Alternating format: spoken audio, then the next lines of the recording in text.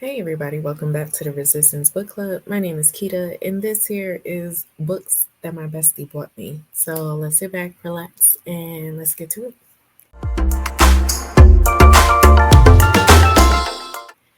All right, so these two books, they definitely was a surprise for me. My best friend, she's also the godmother. I actually have two best friends who are godmothers to my daughter. Um, this particular one, she was like, "No, I want to buy you something because I know you be doing your channel." So she said, "Just send me the wish, your wish list, and then I'll just choose from there." I said, "Okay." It was a surprise, so I didn't know which ones, and lo and behold, it ended up being Boom City and Never Whistle at Night. So we'll start off with Womb City. Excuse me. All right, so Womb City is by Totlo Samasi, and I hope I pronounced that right. Let's go ahead and read the synopsis first. So this genre bending Afro-futuristic horror novel blends The Handmaid's Tale, The School for Good Mothers with Get Out, an adrenaline-packed cyberpunk body-hopping ghost story exploring motherhood, memory, and a woman's right to her own body. So Neela, we're following Neela, and she seems to have it all: fame, wealth, and a long awaited daughter growing in a government lab. But trapped in a loveless marriage to a policeman who uses a microchip to monitor her every move, Neela's perfect life is precarious. After a drug fueled evening culminates in an eerie car accident, Neela commits a desperate crime and buries the body, daring to hope that she can keep one last secret. The truth claws its way into Neela's life from the grave as the ghost of her victim viciously hunts down the people Neela holds dear. She is thrust into a race against the clock in order to save any of her remaining loved ones. Neela must unravel the political conspiracy her victim was on the verge of exposing or risk losing everyone. Set in a cruel, futuristic surveillance state where bodies are a government issued resource, this harrowing story is a twisty, nail biting commentary on power, monstrosity, and bodily autonomy. In sickeningly evocative prose, Womb City interrogates how patriarchy pits women against each other as unwitting collaborators in their own oppression. In this timely debut novel, acclaimed short fiction writer Totlo Tamasi brings the searing intelligence and Botswana's cultural sensibility to the question: just how far must a woman go to bring the whole system crashing down? So, yeah, that is what this book is about. And I did enjoy it. I listened to it as an audio. The beginning parts of it was actually really good. And then it took, I think the turn was when the accident happened, the car accident that happened. And then all of her decisions and everything just seems to be, I guess, like it seemed like everything she was in over her head, Nila. And I was like, okay, where are we going with this? What's going on? Then we get into part three of it. So like the last act, and then I was like, okay, I got you. Now everything is starting to come together. So it was good. I think the writing for me was a little bit underwhelming. In some areas, the tone was just a little too shifty for me in that aspect, if you get what I'm saying, because sometimes when we try, we have a good premise, but sometimes it's hard to put it down on paper. You know what I mean? And we do the best we can. Now, this takes nothing away from what this author was doing. The author did a phenomenal job taking this type of premise and making it into an Afro futuristic cyberpunk uh you know theme. And I that's what I had loved. Now, the world building of it, it was great. There were some parts where I was just like, I wish I would have dived into it just a little more so I can get some more understanding. But who's to say that there may not be like another one? But it seemed like this is really like just its own standalone. There were some parts in there where I felt like that it could have touched up on just a little bit more. And some of the characters could have been touched up just a little bit on. But as far as like the whole issue between her and her husband, that one was great. And all these secrets just started coming out. And then also with her just trying to navigate on how to keep her daughter, because they were trying to take away her daughter, and also trying to dictate on how and what she should be doing with her body. Clearly, with this whole abortion overturn, has been in such an uproar since that happened. So, definitely the perfect time to be bringing this book out. And this here had came out in January of this year. Other than that, it was a good listen. Like I really, really enjoyed the listen. Let me tell you how long. I think I'll do that from now on, is to tell you guys like how long these narration, the audible goes for. So this here 16 hours and 38 minutes. It was narrated by Christelle Mutombo. This here came out on January 23rd of 2024. So yeah, very good. She did a great job, a really great job. Like I was literally in it, like it kept me going. I can actually see this being like a movie or a series, if anything, but probably mainly a movie. Um, Yeah, because if you was going to touch up more on like the world building and everything, I wonder if like maybe the cyberpunk theme and all of that is more like a secondary, but not really the primary focus of it, because they just wanted it to be more focused on what the government was doing and the decisions that they were making for Nilla. I wonder if it was like that. But other than that, like you're not even supposed to like any of these damn characters, to be honest. And if you were sitting there like, no, I'm a DN of this book because I don't like any of the characters, I don't think you're supposed to like them. They're supposed to have flaws. They're supposed to have all of the secrets and issues in the world. You're not supposed to like them. They're human. That's what it's trying to tell you. That's what they are. They're human. Um, but yeah, so it was great. I gave this, I believe at the time, I think I gave it like a three, in between like a 3.5 to 4. But again, great debut. Great debut. Would I read another one? Absolutely. Because I can see that the writing can progress. It can definitely progress. I would love to read something else from this author. So, yeah, if they come out with another one, by all means, please do. I would love to read it. Again, it was just a little shifty, but that's okay. That's just what it is when it comes to being a debut author. You're not gonna get everything right off the first try. That's okay.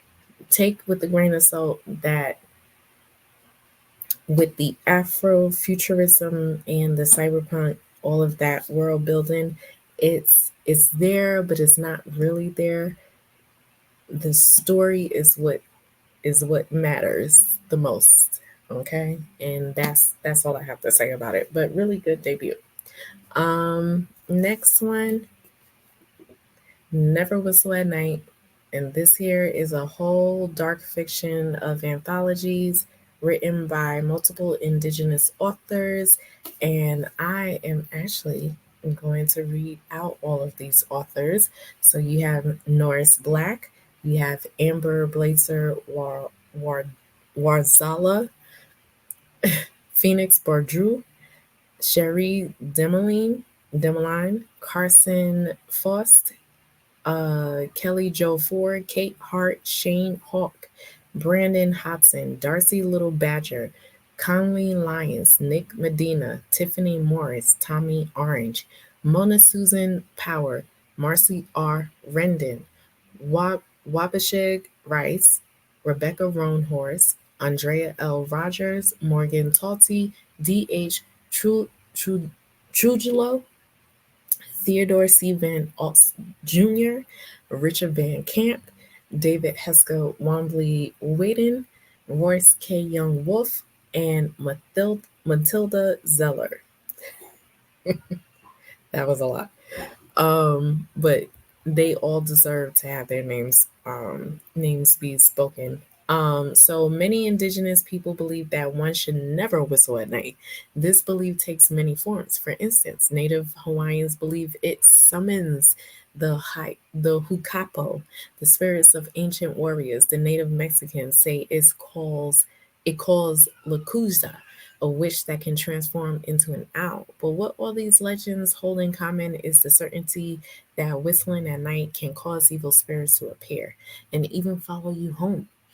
These woolly, original, and shiver inducing tales introduce readers to ghosts, curses, hauntings, monstrous creatures, complex family legacies, desperate deeds, and chilling acts of revenge, introducing contextualized by best-selling authors Stephen Graham Jones.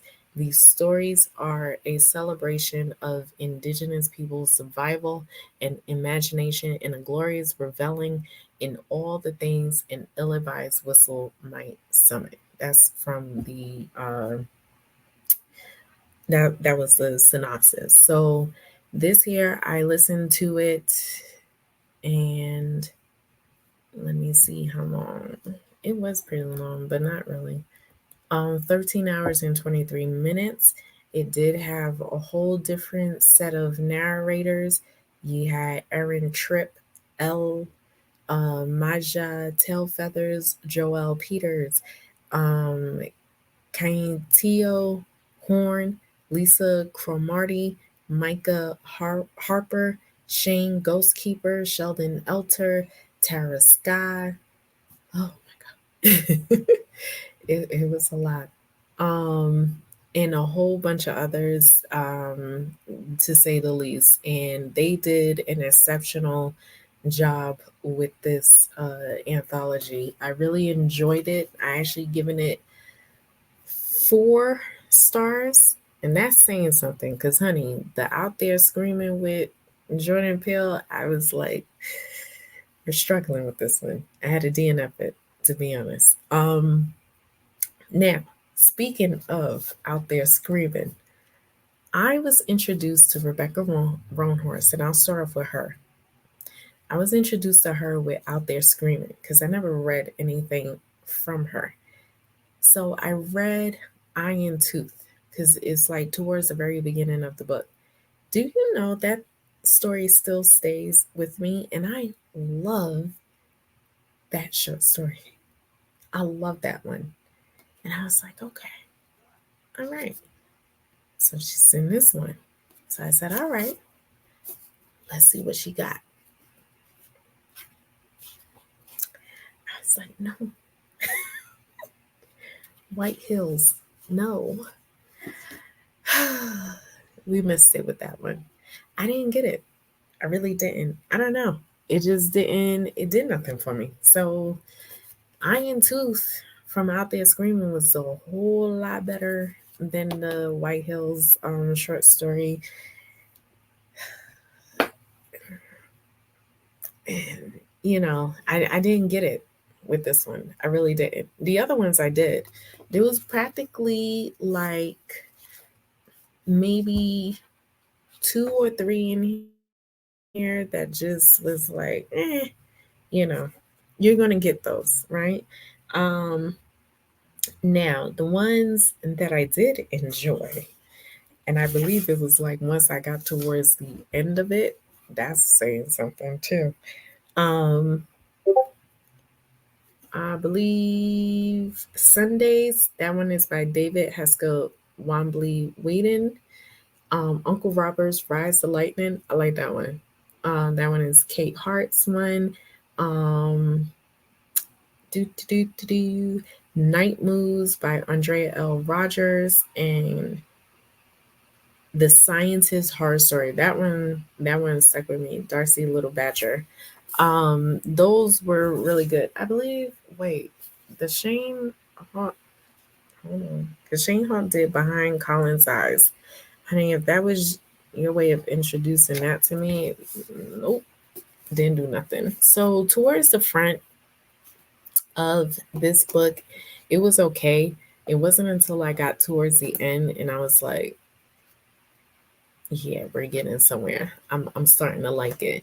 Um Many of them were like family. The complex family one was the ones that really had stuck out to me.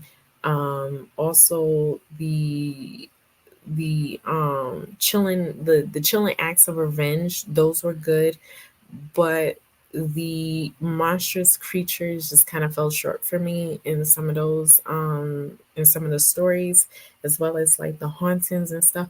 One of the haunting stories was actually really really really good, really good, because that one really left to your own imagination as to what was going to happen. But the family legacies, those were good. I really enjoyed that one more so. And yeah, I think that was it. And then I believe there was like a forward from Stephen Graham Jones, the forward in the beginning of the book. And yeah, that was it. But the Rebecca Moron Horse, because that one, I was waiting for it with bated breath to read, fell short for me. But I promise you, and to each his own. Let me not say I promise you that. For me, the one that she did in Out There Screaming, Iron Tooth, that one literally lives in my head rent free. I still remember every parts of that short story because it was good. It was really good. Out of all of those stories that was in there, hers stood out of all of them, along with Tanana Reeve Do one. Um, but to me, I felt like she played that one pretty safe, to be honest, in my opinion. Just for me, reading The Good House to that one. But anyway, with that being said, this is still good. Like, take away all of the stuff I said. You really just have to read it and really just get the understanding and the knowledge of the Native American culture, their family histories and what it means to them, what it does, like the racism that they have to endure when they start a family by having interracial relationships with other people, to see how that, oh God, to go from that, to go from the hauntings, that all of that goes into play when it comes to these family issues and the dynamics and everything that goes on. I hope I'm saying that right, and I hope you understand what I'm saying. And um and I just love how they mingle that into the story and still make it a good story. It's just something just didn't really land. And you're gonna have that. You know what I mean? You really are. One of them I really wish was in here though. I really wish. Adrian Bullen, like from The Firekeeper's Daughter and the Warrior Girl Unearthed. I believe that's the second one, or Unearthed. I think that's the way. Warrior Girl Unearthed. Um, I wish she was in this. Oh my God, I wish she was on this. Oh man, that would have. I wish I would have read a short story from her. But other than that, it was still good. It was still good. Please do yourselves a favor, read it. Now, as far as like who else would I read from in this like what other authors that I will probably look into more to read in. I'm actually just gonna go down the list. Like, why not? I want to read all of them. I want to see what they have to offer as far as like writing novels and stuff. In no particular order. I'm just gonna go with it. I keep seeing Nick Medina. I know he has like he just put out a recent book not too long ago. I believe it was last year, and so I definitely want to read that one. Shane Hawk, I keep seeing that name pop up quite often, so I definitely want to read that. But again, if that was the introduction for me, didn't land, and that's okay. Just would have to read something else from this author. But of course, I'm gonna be doing Rebecca Longhorst books soon, and yeah, and let me see the other ones that I'm a little bit that I really want to read from David Heskell Wombley Whedon. I want to read something from this man. And Tommy Orange, I want to read something because theirs sort of stood out. Oh, and Darcy Little Badger, The Scientist Horror Story. The Scientist Horror Story was funny. It was good. It was funny though, for me. And yeah, so I will see. Oh, Limbs was the last one, I believe. Was it not? Limbs was the last one. Yeah, it was by Wabashig Rice. I gotta find. I'm gonna find some books from that person. So Limbs was good. That was the last one. I love how that one ended. And then it just went into the credits and everything. So I'm gonna read a lot from these authors because I want to get into that, and I need to read them and support them. So, and if they are not at the library, honey, guess what? Be a whole lot of requesting because they won't have to be there. So, yeah, I'm definitely going to be doing that. Now, before I go, I just wanted to let you know that I was able to get all of the African Immortal series from my library. They all came. So, I believe it goes My Soul to Keep. I believe that's the first one. Then you have Colony. This was the one that I had to go back and get. Um, wait, I believe The Living Blood is next. This is the one I had to get to, and My Soul to Take. So all of them I had to request, but I believe this one here, they had to give me like a whole new one, a whole new book. But yeah, so I got all of them. I will be reading it, and I'm happy that it's there now. And I do have the reformatory. I'll be reading that. So yeah, that is it for this video. So let me know if you've read any of these books. Let me know down in the comment section if you like them, didn't like them, if you plan to read them, or, hopefully I said, enough to make you decide if you want to get it, not get it. If it's not your thing, is it your thing? Just let me know. And I will see you in the next one. This is the way. Peace.